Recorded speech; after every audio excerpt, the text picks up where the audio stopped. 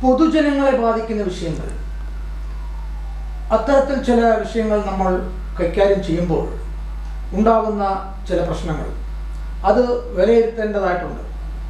പൊതുജനങ്ങളെ ബാധിക്കുന്ന വിഷയങ്ങൾ പൊതുവായിട്ടും നിയമപാലകരും ജനപ്രതിനിധികളും അതിനെ സംബന്ധിച്ച് ഉള്ള ചില വ്യക്തികളും ആണ് അത് കൈകാര്യം ചെയ്യുകയും അതിനെക്കുറിച്ച് അറിയുകയും ചെയ്തു.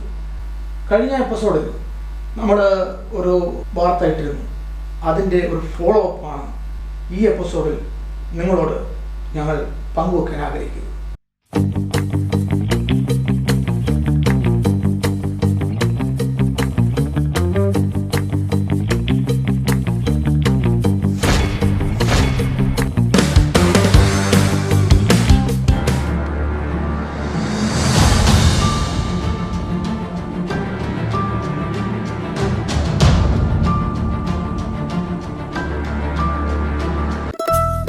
ഓരോ നിമിഷവും ഓരോ കഥകളാണ്.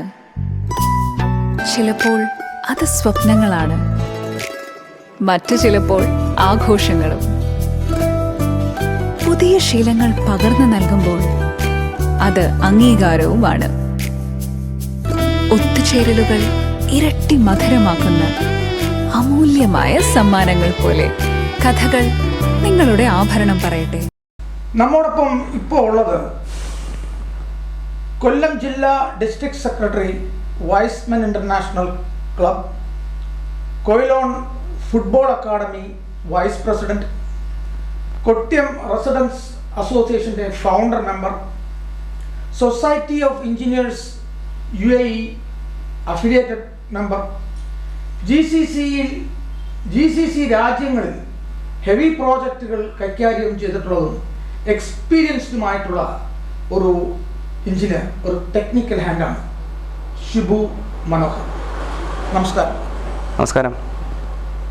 നമ്മുടെ കഴിഞ്ഞ ആ ഒരു വാർത്ത താങ്കൾ അത് ശ്രദ്ധിച്ചായിരുന്നോ? എൻ്റെ ശ്രദ്ധയിൽപ്പെട്ടിട്ടുണ്ട് ആ വാർത്ത. എവിടെയാണ് അല്ലെങ്കിൽ ആർക്കാണ് പാളിച്ച പറ്റിയത്? ഒരു ടെക്നിക്കൽ ഹാൻഡ് എന്ന നിലയിൽ താങ്കൾക്ക് ഇതിനെക്കുറിച്ച് എന്താണ്? തുടക്കം മുതലേ താങ്കൾ ഇതിനകത്ത് ഉണ്ടായിരുന്ന ഒരു വ്യക്തിയും കൂടെ ആയിരുന്നല്ലോ. അപ്പോൾ എവിടെയാണെന്നൊന്ന് താങ്കൾക്ക് പറയാൻ കഴിയും? നാഷണൽ ഹൈവേയുടെ കാര്യം പറയുകയാണെങ്കിൽ, അതായത് നമ്മളൊരു 6-7 വർഷങ്ങൾ പിറകോട്ട് പോകേണ്ടി വരും. അതായത് നാഷണൽ ഹൈവേ അതോറിറ്റി കേരളത്തിലെ നാഷണൽ ഹൈവേ വികസനവുമായി ബന്ധപ്പെട്ട് തുടക്ക കാര്യങ്ങൾ എന്തൊക്കെ തുടങ്ങിയോ അവിടെ നമ്മൾ പോകേണ്ടി വരും. കാരണം ആദ്യം നാഷണൽ ഹൈവേ അതോറിറ്റി 60 മീറ്റർ സ്ഥലം എടുക്കുന്നെന്നാണ് പറഞ്ഞിരുന്നത്.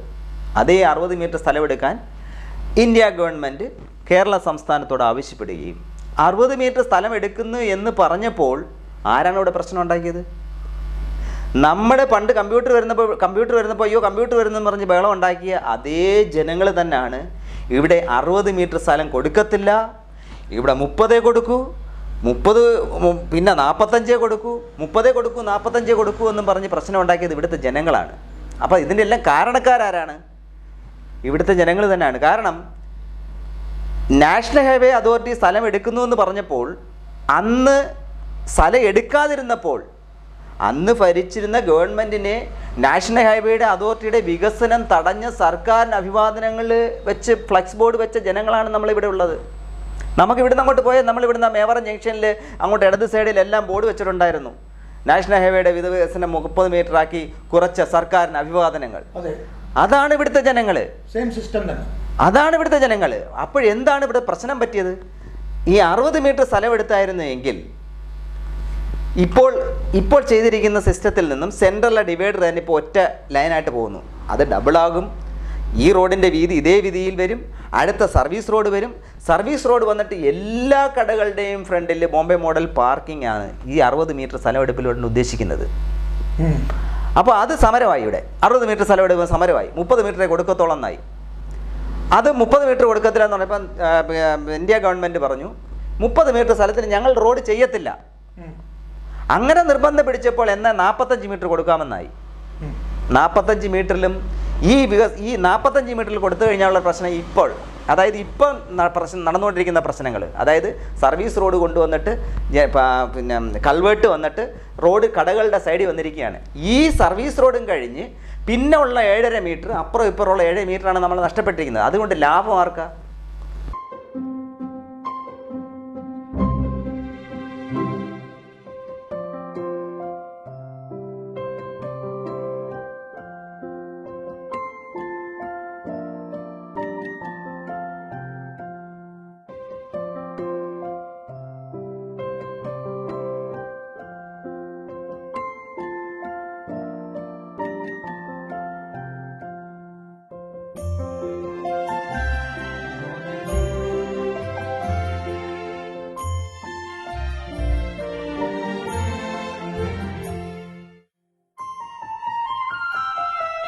ഈ 7.5 മീറ്റർ നമ്മൾ കൊടുത്തായിരുന്നു എങ്കിൽ കൊടുക്കുന്നവർക്കെല്ലാം പൈസ കിട്ടിയേനെ. 1. 2, ഈ 7.5 മീറ്ററിലാണ് കംപ്ലീറ്റ് പാർക്കിംഗ് വരുന്നത്. സ്ട്രൈറ്റ് പാർക്കിംഗ് സൈഡ് പാർക്കിങ്ങും എല്ലാം 7.5 മീറ്ററിലാണ് വരുന്നത്. എല്ലാ കടക്കാർക്കും, ഒരു കടക്കാരനില്ല, എല്ലാ കടക്കാർക്കും പാർക്കിംഗ് കിട്ടിയേനെ. ഇപ്പോൾ ഇവിടെ എന്താ സംഭവിച്ചത്? ഒറ്റ കടക്കാർക്കും പാർക്കിംഗ് ഇല്ല. ഇത് അറിഞ്ഞുകൂടാതെ വ്യാപാരികൾ ഉൾപ്പെടെ അവിടെ സമരം ചെയ്തത്. അതേ വ്യാപാരികളാണ് ഇന്നലെ വാർത്തയിലും മറ്റിടത്തെല്ലാം എന്ന് പറയുന്നത് ഇതിപ്പോൾ ഇവിടെ പ്രശ്നമാണ്, അത് ഇങ്ങനെ പോയാൽ ഇങ്ങനെ കച്ചവടം നടക്കുന്നില്ല എന്നുള്ളത്. ആദ്യം നമ്മൾ മനസ്സിലാക്കേണ്ടത്, എന്നെ ഇവിടെ മേവറത്ത് നടന്ന് ഇത് നാഷണൽ ഹൈവേ അതോറിറ്റിയുടെ ഈ വികസനവുമായിട്ട് ബന്ധപ്പെട്ട് റോഡിന് സ്ഥലമെടുപ്പ് വന്നപ്പോഴത്തേക്ക് മേവറത്ത് വെച്ചൊരു മീറ്റിംഗ് നടന്നു. ആ മീറ്റിങ്ങിൽ ഞാൻ പോയിരുന്നു. അപ്പോൾ ആ മീറ്റിംഗ് എൻ്റെ ഉദ്ദേശം എന്താ? നമുക്ക് 30 മീറ്റർ സ്ഥലമാക്കി മാറ്റിയെടുക്കണം. ഇത് 30 മീറ്ററിൽ നാഷണൽ ഹൈവേ വികസിപ്പിച്ചാൽ മതി. അപ്പോൾ ആ മീറ്റിങ്ങിൽ ഞാൻ പറഞ്ഞു, നിങ്ങൾ ഈ 30 മീറ്റർ സ്ഥലമായിട്ട് മീറ്റിങ്ങിൽ വികസിപ്പിക്കാൻ നിന്ന് കഴിഞ്ഞാൽ നമ്മുടെ ഈ റോഡ് വികസനത്തിൽ നമുക്ക് ഒരുപാട് ബുദ്ധിമുട്ടുകൾ ഉണ്ടാകും. നിങ്ങൾ എന്താണ് ഇപ്പോൾ നടക്കുന്ന നാഷണൽ വികസനമെന്ന് അറിഞ്ഞുകൂടാത്തതുകൊണ്ടാണ് നിങ്ങൾ ഈ 30 മീറ്ററിൻ്റെ കാര്യം പറയുന്നതെന്ന് ഞാൻ പറഞ്ഞു. അപ്പോൾ ഞാൻ പറഞ്ഞു, ഞാൻ ഈ 30 മീറ്ററുമായിട്ട് ഉള്ള വികസനത്തിൻ്റെ ഇതിൽ ഞാൻ ഇരിക്കത്തില്ല, എനിക്കിതിനകത്തിരിക്കാൻ ബുദ്ധിമുട്ടുണ്ട്. കാര്യം എന്ന് പറഞ്ഞാൽ 30 മീറ്റർ സ്ഥലം എടുത്ത് കൊടുത്തു കഴിഞ്ഞാൽ ഒന്ന് ഇവിടെ നാഷണൽ വികസനം നടക്കത്തില്ല. 45 മീറ്റർ കൊടുത്താലും നടക്കത്തില്ല എന്ന് അന്ന് ഞാൻ പറഞ്ഞത്. ഈ അവരുദ്ദേശിക്കുന്ന 60 മീറ്റർ സ്ഥലം കൊടുത്താലേ അവരുദ്ദേശിക്കുന്നുള്ള ഹൈവേ ഇവിടെ പണിഞ്ഞ് പൂർത്തിയാക്കാൻ പറ്റത്തുള്ളൂ. പക്ഷേ ഇവിടുത്തെ ജനങ്ങളെല്ലാം എതിർത്തു, വ്യാപാരി സമൂഹം ഉൾപ്പെടെ എതിർത്തു. എതിർത്തതിന് ശേഷം ഇപ്പോൾ വന്നിട്ട് ഇങ്ങനെ ചെയ്തിട്ട് കാലിട്ടടിച്ചിട്ട് എന്താ കാര്യം? നമ്മൾ ചെയ്യേണ്ട കാര്യം ചെയ്യേണ്ട സമയത്ത് ചെയ്താൽ കാര്യങ്ങളെല്ലാം നല്ലതുപോലെ നടന്നേനായിരുന്നു. ഇപ്പോൾ ഇവിടെ കാലിട്ടടിക്കുക. ഇപ്പം വികസനം ആർക്ക് വേണ്ടി, എന്തിനു വേണ്ടി എന്നുള്ളതാണ് വിഷയം.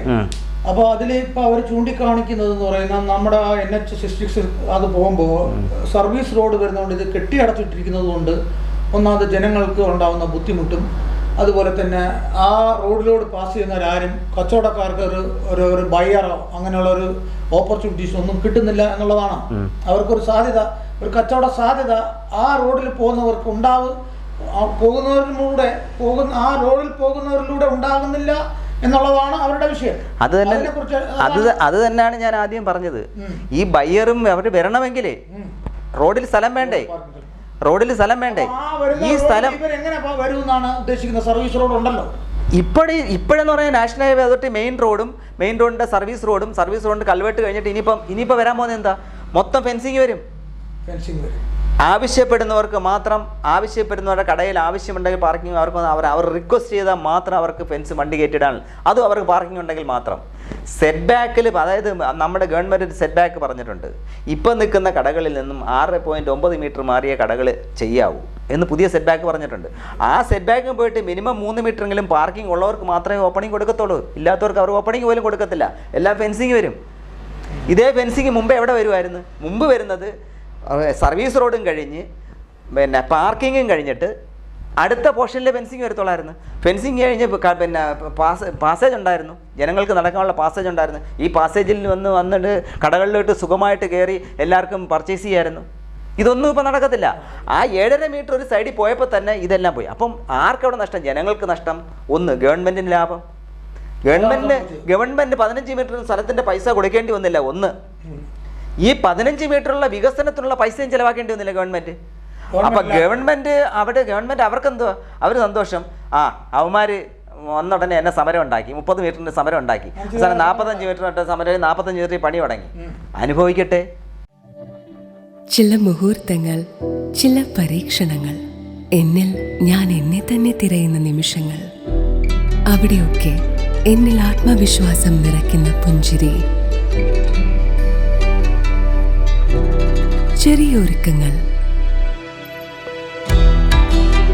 പിന്നെ അകം നിറയുന്ന ചില തിളക്കങ്ങൾ. ഈ ലോകത്തിൽ ഏറ്റവും അമൂല്യമായത് ഞാൻ തന്നെയാണെന്ന് തിരിച്ചറിയുന്ന നിമിഷങ്ങൾ. അതെ, അമൂല്യമാണ് ഞാൻ, എന്റെ സ്വർണവും. Chungath gold, precious like me. സമയം മുതൽ തന്നെ അതിന്റെ ജനം വലിയ സമരവും അതും ഇതൊക്കെ ആയിട്ട് കുറെ സമയം സമരം എന്ന് പറയുന്നത് ഇതിനല്ലായിരുന്നു. സമരം ഈ 60 മീറ്റർ സ്ഥലം എടുപ്പ് കഴിഞ്ഞ് 45 മീറ്റർ സ്ഥലം എടുത്തപ്പോഴത്തേക്ക് ഈ 45 മീറ്ററിൽ വരുന്ന ഈ ഈ മതിൽകെട്ട് മാറ്റണമെന്നും പറഞ്ഞായിരുന്നു സമരം വന്നതെന്ന് പറഞ്ഞത്. മതിൽകെട്ട് മാറ്റിയിട്ട് ഓപ്പൺ അത് സമരം ചെയ്തതിന് 1-2 ഓപ്പണിങ്സ് കൂടുതലായിട്ട് കൊട്ടിയത്ത് അനുവദിച്ചിട്ടുണ്ട്. പക്ഷേ അങ്ങനല്ലായിരുന്നു യഥാർത്ഥത്തിൽ. ഫുൾ ഓപ്പണിങ് ഇട്ട് പാർക്കിങ്ങിനും കാർ പാർക്കിങ്ങിനും എല്ലാം സൗകര്യം ഇതിനകത്ത് കണ്ടത്. എന്താ കഴക്കൂട്ടം തന്നെ, കഴക്കൂട്ടം പാലം കണ്ടില്ലേ? അതിൻ്റെ അടിയിൽ എന്തെല്ലാം ചെയ്തേക്കുന്നത്, എന്തെല്ലാം ചെയ്തേക്കുന്നത്. ഞാൻ ഇപ്പോഴും പറയുന്നത് ഇതൊന്നും അല്ല വികസനത്തിൻ്റെ രീതി എന്ന് പറയുന്നത്. നമ്മൾ യഥാർത്ഥത്തിൽ ടണൽ ചെയ്താണ് ഇവിടെ വികസിപ്പിക്കേണ്ടത്. ടണൽ ചെയ്ത് കഴിഞ്ഞിട്ട് ഇതിൻ്റെ മേൽഭാഗം മൊത്തം നമുക്ക് ഉപയോഗപ്രദമാക്കാൻ ചെയ്യാൻ പറ്റും. ഈ മേളിൽ കൂടെ പോകുന്ന റോഡില്ലേ, ഈ മേളിൽ കൂടെ പോകുന്ന റോഡ് അടി കൂടെ പോയാൽ എന്താ? എൻ്റെ ഒരു കൺസെപ്റ്റ് നമ്മളെ ഗൾഫിലെ സിസ്റ്റം കണക്ക്. താങ്കൾ പറയുന്നതെന്ന് പറഞ്ഞാൽ ഈ ജനങ്ങളെടുത്ത കച്ചവടക്കാരും ജനങ്ങളും കൂടെ പൊതുവായി എടുത്ത തീരുമാനങ്ങളിൽ തെറ്റുപറ്റി എന്നുള്ളതാണ്. തീർച്ചയായിട്ടും. എപ്പോഴും 60 മീറ്റർ സ്ഥലം എടുപ്പിനും ഒരു കുറ്റം പറഞ്ഞിട്ട് കാര്യമില്ല. ഇനി ഇതിനകത്ത് സൊല്യൂഷനും ഇല്ല. അതാണ് ഇതിന്റെ യഥാർത്ഥ കാര്യം. ഇനി സൊല്യൂഷൻ ഇല്ല. സൊല്യൂഷൻ ഒറ്റ സൊല്യൂഷൻ, കൾവേട്ട് തീരുന്നിടത്ത് നിന്ന് കടകൾ വെച്ചേക്കുന്നിടത്ത് ആർക്ക് പാർക്കിംഗ് വേണോ അവരവരുടെ കട ഇടിച്ച് മാറ്റിയിട്ട് സ്ഥലമുള്ളവർ, സ്ഥലം ഇല്ലാത്തവരെന്താ ഇപ്പം ഒരു മുറി കട മാത്രം നിൽക്കുന്നവരുണ്ട്. അവർക്കൊന്നും ചെയ്യാൻ പറ്റത്തില്ല. പിന്നെ ഇതിനകത്ത് ഒരുപാട് പ്രശ്നങ്ങളുണ്ട്. ചിലയിടത്ത് കൾവെട്ട് പൊങ്ങിപ്പോയ സ്ഥലമുണ്ട്, ചിലയിടത്ത് താന്നുപോയ സ്ഥലമുണ്ട്. അവിടെ കഴിഞ്ഞ് സ്റ്റെപ്പ് ഇട്ട് ഇറങ്ങേണ്ടി വരും. പല കടക്കാരുടെയും ഞാൻ പറഞ്ഞു, നിങ്ങളിപ്പോൾ ഇത് ചെയ്യാതെ 1 മീറ്റർ അല്ല 2 മീറ്റർ അകത്തോട്ട് നിർത്തി അതങ്ങ് ചെയ്യും ഇടിച്ചപ്പസ് പറഞ്ഞു. 1-2 പേര് കേട്ട് കേൾക്കാത്തവർ ഇപ്പോൾ എനിക്ക് പറയാണ്, അയ്യോ അന്ന് അതേണൊക്കെ ചെയ്തായിരുന്നെങ്കിൽ ഇത്രയും ബുദ്ധിമുട്ടില്ലായിരുന്നു, ഇനി ഡബിൾ പണിയല്ലേ എന്ന് പറയുന്നുണ്ട്. അപ്പം നമ്മൾ അത് പറയുന്നത് എന്തുവാ, നമുക്കൊരു ടെക്നിക്കൽ ഹാൻഡാണ്. നമ്മൾ ഗൾഫിലൊക്കെ പരിചയസമ്പന്ന റോഡിൻ്റെയും ഇതിൻ്റെയും വർക്ക് ചെയ്ത് പരിചയസമ്പന്ന നമുക്കറിയാം ഇവിടെ ഇങ്ങനെ ആയിരിക്കും വരുന്നതെന്നറിയാം. തുടക്കത്തിലെ സൂചിപ്പിച്ചു. അതായത് ഇതിൻ്റെ ഫസ്റ്റ് മീറ്റിങ്ങിന് പോയപ്പോഴേ ഞാൻ സൂചിപ്പിച്ചു. എന്നെ ഇറക്കി വിട്ടു. ഞങ്ങൾ 30 മീറ്റർ സ്ഥലമെടുപ്പിൻ്റെ മീറ്റിംഗ് ആണിത്. ഞങ്ങൾക്ക് അത് ഇതിനകത്ത് അത് അംഗീകരിക്കാൻ പറ്റാത്തൊരു മീറ്റിംഗ് ഇരിക്കണ്ട. ഞാൻ ഇറങ്ങി വന്നു. അല്ല എന്താ വേറെ എനിക്ക് നമ്മളതിനകത്ത് എനിക്ക് അംഗീകരിക്കാൻ പറ്റത്തില്ലായിരുന്നു. 30 മീറ്റർ ഒരിക്കലും അംഗീകരിക്കാൻ പറ്റത്തില്ല. അതാണ് ഇതിൻ്റെ യഥാർത്ഥ ഫാക്ട്.